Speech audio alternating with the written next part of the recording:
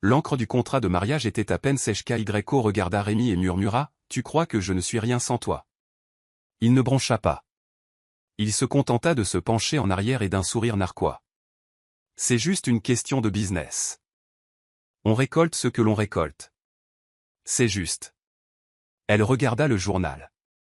$0 en cas de divorce. Pas d'accès aux biens communs. Pas de filet de sécurité. Elle l'a quand même signé. Non pas parce qu'elle était d'accord. Mais parce qu'elle savait. Un jour, l'équilibre changerait. Et quand ce serait le cas, il ne serait pas prêt. Aygreko s'avança lentement vers l'autel. Elle essayait de sourire. Mais au fond d'elle, son cœur était lourd. Elle portait une robe simple, empruntée. Ce n'était pas luxueux. Mais c'était tout ce qu'elle pouvait se permettre. Elle n'avait pas d'argent. Pas de grand nom. Pas de famille riche derrière elle. Tout ce qu'elle avait, c'était l'amour. Pur et honnête. La veille du mariage, Rémi, son futur mari, lui a remis un contrat de mariage. Il stipulait qu'en cas de divorce, elle n'aurait rien. Pas une seule pièce. Il la regarda et dit, « C'est juste une question de travail. » Ces mots la blessèrent. Mais Aygreko l'a quand même signé. Non pas parce qu'elle était d'accord, mais parce qu'elle croyait en l'amour. Elle croyait en lui. Au mariage, elle a souri au photographe. Mais les murmures dans la foule étaient plus forts que la musique. Les gens ne parlaient pas de la beauté de la cérémonie. Ils racontaient qu'elle était arrivée les mains vides. Qu'elle ne méritait pas quelqu'un comme Rémi. Mais Aygreko resta calme. Elle regarda Rémi, pensant que l'amour suffirait. Ce qu'elle ignorait, c'est que ce mariage allait tout mettre à l'épreuve. Et que la situation allait changer d'une manière inattendue. Après le mariage, tout a commencé à changer pour Aygreko. Au début, elle pensait que la vie conjugale les rapprocherait. Mais Rémi commença peu à peu à la traiter comme si elle n'avait aucune importance. Il cessa de l'appeler sa femme en public. Chaque fois qu'il assistait à des événements ou à des réunions d'affaires, il la présentait avec un sourire faux et disait « Voici Aygreko. Elle s'occupe de la logistique. » C'est tout. Aucune mention d'elle comme partenaire ou comme soutien. Juste quelqu'un qui l'aidait pour les petites tâches. En réunion, il faisait comme si elle n'existait pas. Si elle donnait son avis, il soupirait, levait les yeux au ciel et disait des choses comme « Tu devrais juste être contente d'être là. » Ses paroles étaient froides, acerbes, destinées à lui rappeler qu'elle n'était pas importante. Son entourage l'imita. Ils regardèrent Aygreko comme si elle n'était qu'un employé parmi tant d'autres. Pas la femme qui se tenait à ses côtés le jour de leur mariage. Mais Aygreko ne réagit pas avec colère. Elle ne protesta pas et ne se plaignit pas. Elle se taisait et observait. Tandis qu'il ignorait ses idées, elle s'intéressait à chaque détail de son monde des affaires, le déroulement des transactions, les personnes importantes, les échecs et les réussites. Et tard le soir, quand la maison était silencieuse et que Rémi dormait, Aygreko s'asseyait à la table à manger avec son vieil ordinateur portable. Elle n'écrivait pas dans un journal comme la plupart des gens le font quand ils sont tristes. Elle n'écrivait pas sur ses sentiments. Au lieu de cela, elle a écrit des plans. Des plans d'affaires. De vraies idées. Elle a commencé à construire quelque chose en secret. Elle regardait des vidéos en ligne, lisait des articles et commençait à se former en autodidacte sur l'investissement, la technologie et le développement commercial. Chaque fois que Rémi la repoussait ou la rabaissait, elle utilisait cette douleur comme un carburant pour rêver plus grand. Il pensait qu'elle restait assise tranquillement en retrait, une bonne petite épouse qui n'avait rien à dire. Mais en réalité, Aygreko créait quelque chose de puissant. Elle ne perdait pas son silence. Elle transformait cela en force. Elle savait qu'elle n'avait ni argent ni soutien, mais elle avait sa raison, et aucun contrat de mariage ne pouvait la lui enlever. Tandis que Rémi se pavanait devant le monde, Aygreko travaillait dans l'ombre, se préparant à un avenir qui le bouleverserait un jour. Parce qu'elle n'était pas seulement sa femme. Elle devenait son propre empire. Discrètement. Avec précaution. Plus forte chaque jour. Un matin pluvieux, Aygreko était assise près de la fenêtre avec une tasse de thé, réfléchissant à tout ce qui n'allait pas dans sa vie. Le ciel était sombre et la pluie continuait de tomber, tout comme ses pensées. Forte et silencieuse. Soudain, son téléphone sonna.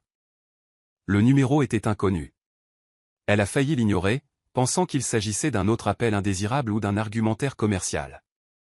Mais quelque chose lui a dit de décrocher. Un homme à l'autre bout du fil s'est présenté comme avocat. Il a demandé « Êtes-vous Aygreco Adewale ?»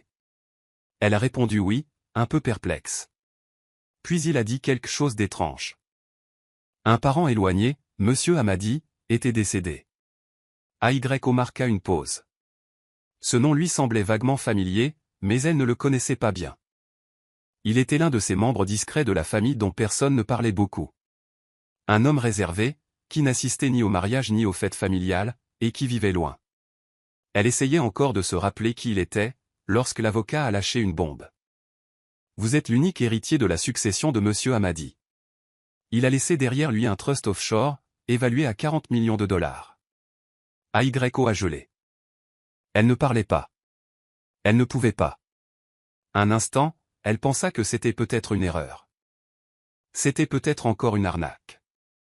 Elle a demandé des preuves, et l'avocat lui a tout expliqué calmement, les papiers, les signatures, les détails juridiques. C'était réel. Ses mains se mirent à trembler. Sa poitrine se serra. Non pas par peur, mais sous le choc. 40 millions de dollars. Toute sa vie avait été un combat. Elle avait signé un contrat prénuptial qui la laissait sans rien. Elle était habituée à ce qu'on l'ignore, qu'on la méprise, qu'on la traite comme si elle n'avait rien à faire avec elle. Et voilà que, soudain, elle était devenue millionnaire. Comme ça. Mais malgré toute cette émotion qui la submergeait, Aygreco resta calme. Sa voix ne tremblait pas. Elle prit une grande inspiration et dit « Merci de m'avoir informé.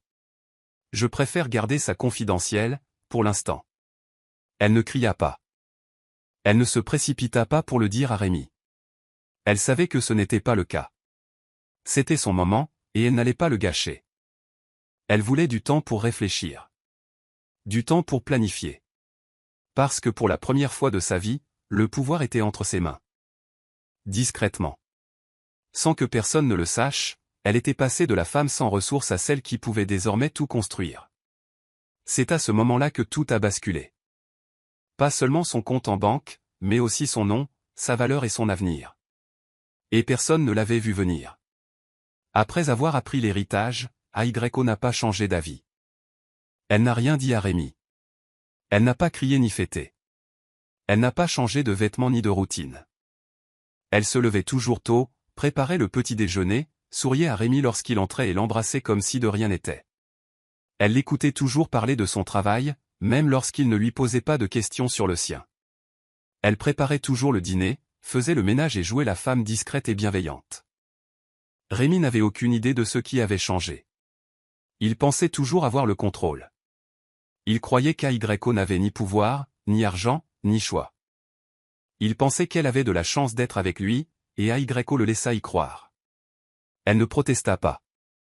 Elle n'essaya pas de prouver quoi que ce soit. Elle gardait son secret au plus profond de son cœur. Parce que parfois, la meilleure façon de gagner est de ne pas montrer sa force trop tôt. Mais derrière son doux sourire, Aygreco agissait différemment. Elle a commencé à passer des appels discrets. Elle a contacté des avocats, des experts financiers et des agents immobiliers. Elle n'a pas utilisé son vrai nom. Au lieu de cela, elle a créé une entreprise dont personne ne pouvait remonter jusqu'à elle. Sous ce nom, elle a acheté de petites propriétés. Rien de tape à accent grave-l'œil, juste des investissements judicieux.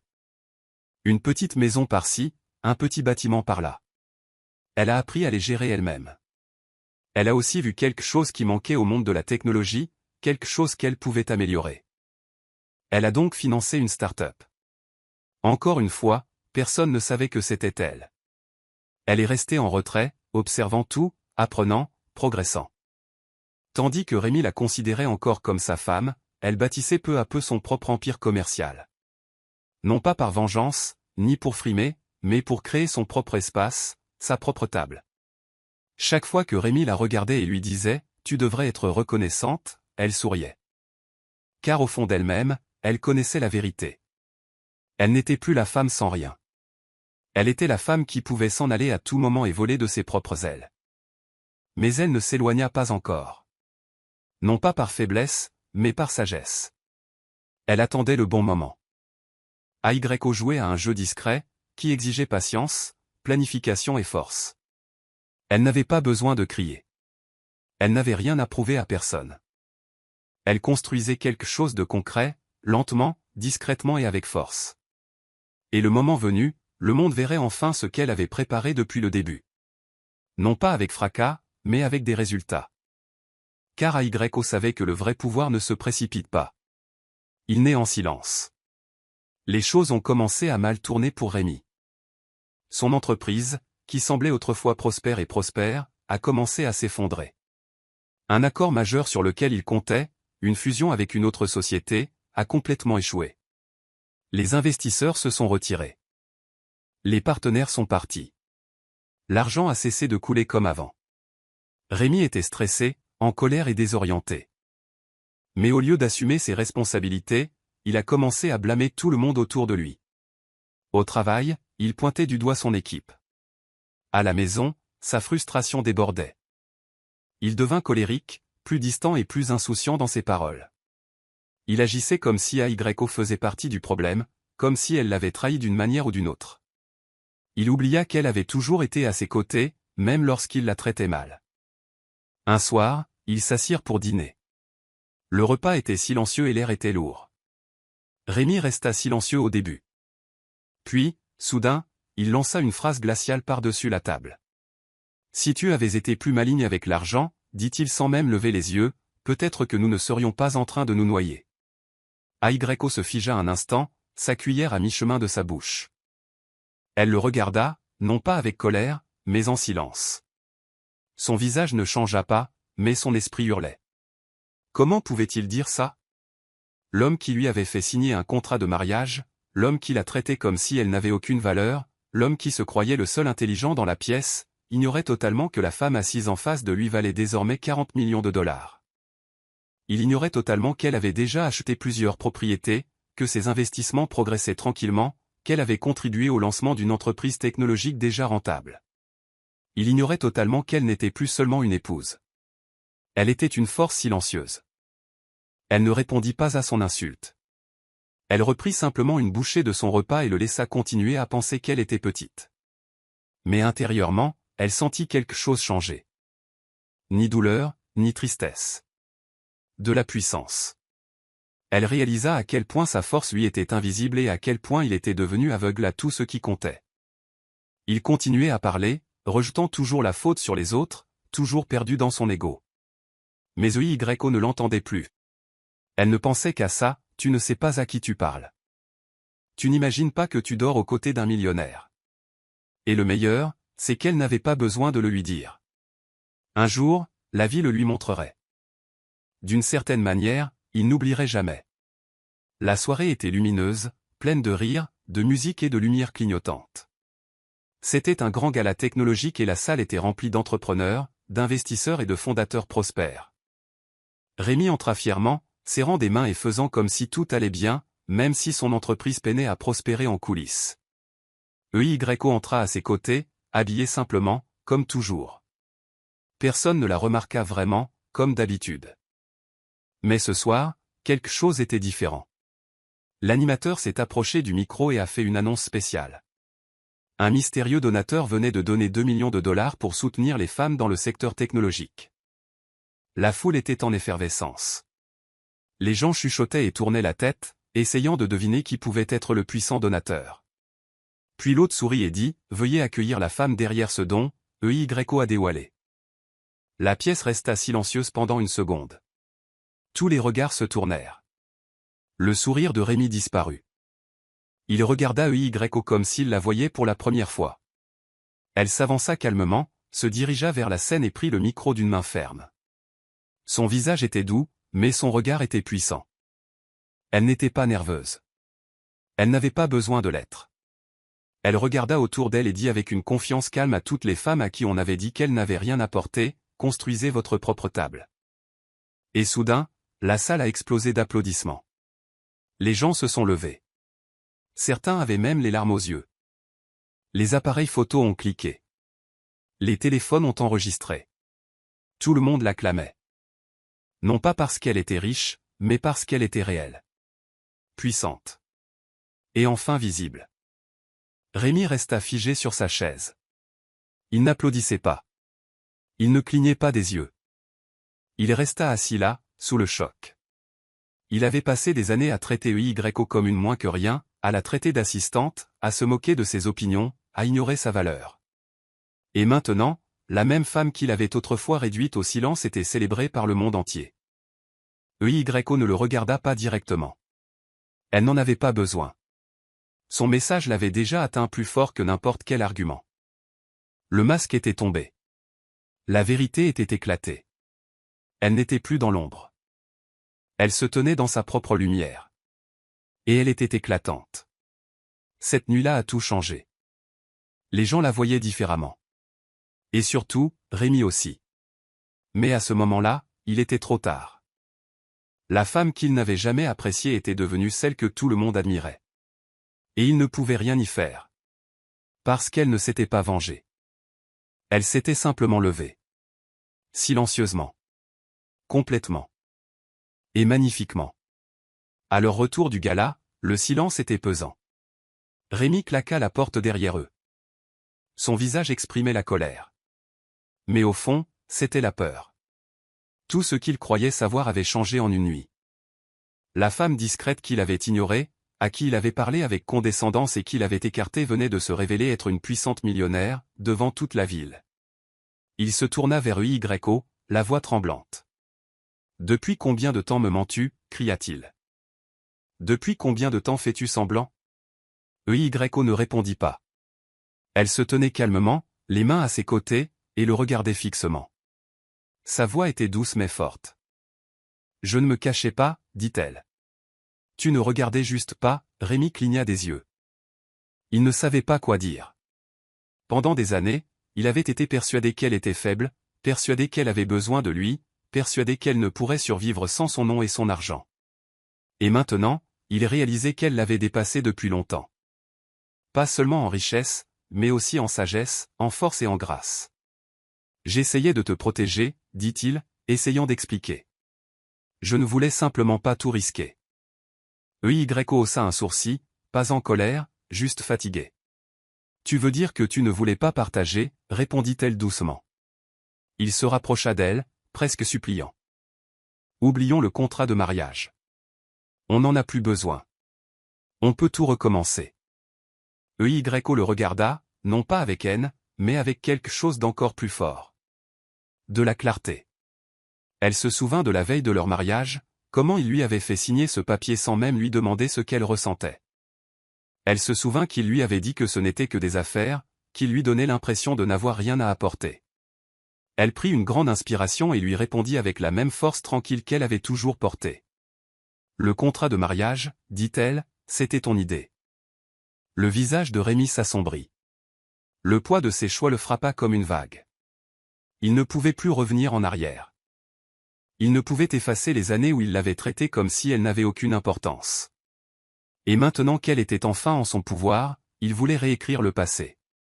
Mais EYO ne voulait pas se venger, elle voulait juste la paix. Elle avait déjà tourné la page, non pas physiquement, mais émotionnellement, mentalement et financièrement. Rémi vivait toujours dans l'ancienne histoire, mais EYO en avait déjà écrit une nouvelle. Et dans cette histoire, elle n'était pas l'épouse de quelqu'un, c'était une femme qui avait trouvé sa valeur, qui s'était débrouillée seule et qui n'avait jamais eu besoin d'être sauvée. Quelques semaines après la confrontation, EYO se rendit discrètement au tribunal et demanda le divorce. Pas de cris, pas d'avertissement, pas de drame, juste un pas calme et assuré. Elle ne demanda rien à Rémi, ni la maison, ni la voiture, ni les actions de la société.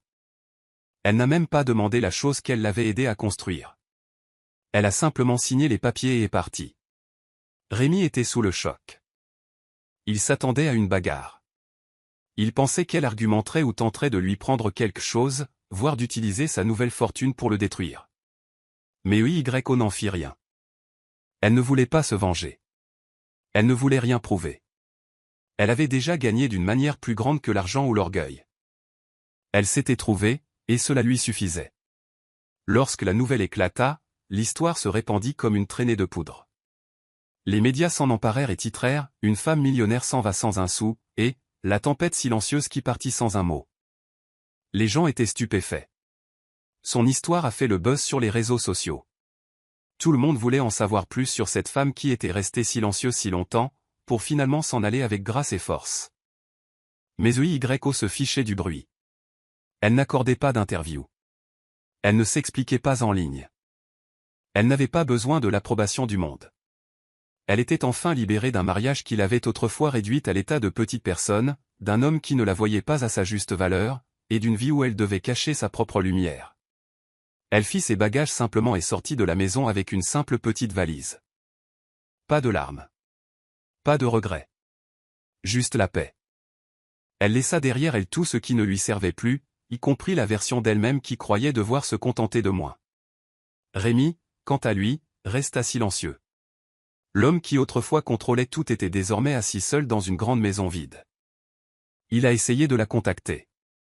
Il lui a envoyé des messages. Il a même demandé à des amis de lui parler. Mais EYO ne répondit pas. Non pas par colère, mais parce qu'elle avait tourné la page. Elle n'avait pas besoin de dire un seul mot de mal de lui. Son silence parlait plus fort que tout le reste. Et le monde l'écoutait. On l'appelait la tempête silencieuse, puissante et inoubliable. Mais EYO se fichait du nom qu'on lui donnait. Elle n'avait plus qu'un mot pour elle-même, libre. Et c'était tout ce qu'elle avait toujours désiré. Après son divorce, EYO ne perdit pas de temps à exhiber son argent ni à prouver quoi que ce soit à qui que ce soit. Elle resta silencieuse, comme toujours. Mais ses actes en disaient plus long que n'importe quelle parole. Avec l'argent qu'elle avait hérité, elle a commencé à bâtir. Non seulement pour elle-même, mais aussi pour les autres.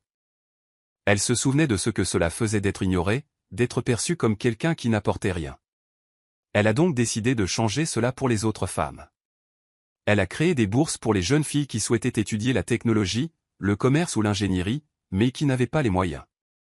Elle choisissait celles qui lui ressemblaient, discrètes, travailleuses et négligées. Elle n'inscrivait pas son nom sur les bourses.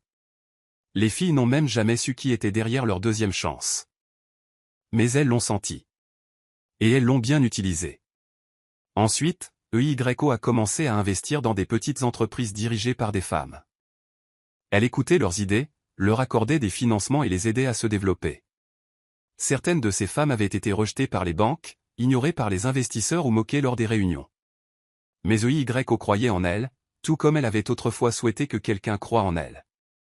Elle a également ouvert un incubateur technologique, un lieu où les femmes pouvaient venir, apprendre, construire et se connecter. C'était un espace rempli de créativité, de rêves et de secondes chances. Elle n'a pas donné son nom au bâtiment. Elle n'a même pas assisté à la cérémonie d'ouverture. Elle voulait que l'attention se porte sur son œuvre, et non sur son visage. Les gens ont commencé à remarquer son travail. Ils ont commencé à me demander, pourquoi ne parles-tu pas de tout ce que tu fais? Pourquoi ne partages-tu pas davantage ton histoire? EYO souriait simplement et répondait, parce que le silence est aussi un langage, que seuls les sages peuvent entendre. Elle n'avait pas besoin de gros titres ni de caméras pour se sentir puissante. Elle n'avait pas besoin d'applaudissements pour être fière. Sa récompense était de voir des vies changer, de voir des femmes s'élever et de savoir qu'elle avait contribué à bâtir quelque chose de concret. Elle bâtissait un empire, non pas de bruit et de gloire, mais d'impact et de sens. Chaque pas qu'elle faisait était discret, mais chaque résultat était retentissant. Elle était devenue une figure incontournable du monde des affaires, non pas par recherche de gloire. On la respectait, non seulement pour son succès, mais aussi pour la façon dont elle le menait, avec grâce, sagesse et silence. EYO n'a jamais regretté son choix. Elle n'a pas perdu de temps à prouver sa valeur à ceux qui l'ignoraient autrefois. Elle a laissé son travail parler, et c'est ce qu'elle a fait.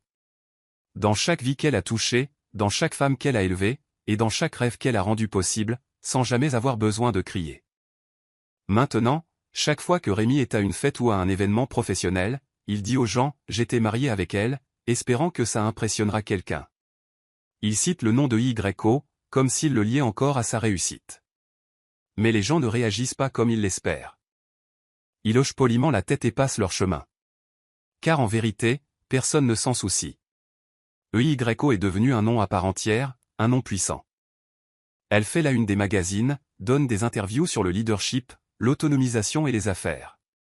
Elle monte sur scène partout dans le monde pour partager son histoire. Non pas celle de la vengeance, mais celle de la force tranquille et de l'épanouissement. Son visage est partout, non pas parce qu'elle courait après l'attention, mais parce que le monde a enfin vu ce qu'elle avait à offrir. Elle est respectée, admirée et célébrée. Et Rémi, c'est l'homme qu'elle a connu. Son nom ne suit plus le sien. Il s'efface derrière son ombre. Il se souvient du contrat de mariage qu'il lui avait fièrement remis, le papier qui stipulait qu'elle n'obtiendrait rien si elle partait. À l'époque, il pensait que cela le protégerait. Il croyait que cela la maintiendrait petite. Mais aujourd'hui, ce papier ne signifie plus rien. Parce que la seule chose qu'elle a abandonnée, c'est un avenir lié à un homme qui n'a jamais reconnu sa valeur. EYO n'a jamais eu besoin de son argent. Elle n'a jamais eu besoin de son nom. Et au final, elle n'a rien perdu. Elle a tout gagné, sa liberté, sa paix, sa voix et un héritage plus grand que quiconque aurait pu l'imaginer. L'empire qu'elle a bâti, les femmes qu'elle a aidées, les vies qu'elle a changées. Tout cela venait d'une force qu'il n'avait jamais vue en elle.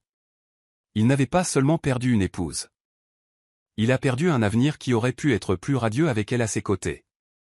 Il a perdu une partenaire, une visionnaire et un héritage qui lui appartient désormais à elle seule. Et le seul document qui a véritablement tout changé n'était pas le contrat de mariage. C'était la lettre d'héritage, les plans d'affaires, les décisions silencieuses, les documents qu'elle avait signés pour ses entreprises, sa fondation, son empire. Elle est partie sans rien. Et pourtant, elle est repartie avec tout. Et maintenant, tandis que Rémi tente de s'accrocher à sa mémoire, le monde connaît la vérité. Elle n'a jamais été à lui. Elle est toujours devenue quelque chose de plus grand. Il n'a simplement pas regardé d'assez près, jusqu'à ce qu'il soit trop tard. Si vous avez déjà été sous-estimé, si on vous a dit, vous n'apportez rien à la table, construisez votre propre table, silencieusement, avec audace et puissance. Parce que parfois, le succès le plus retentissant est celui qu'on n'a jamais vu venir. Partagez ceci si vous croyez que les femmes discrètes font les légendes les plus bruyantes. Identifiez quelqu'un qui a besoin d'entendre cela aujourd'hui. Suivez-nous pour découvrir d'autres histoires vraies et puissantes qui parlent en silence.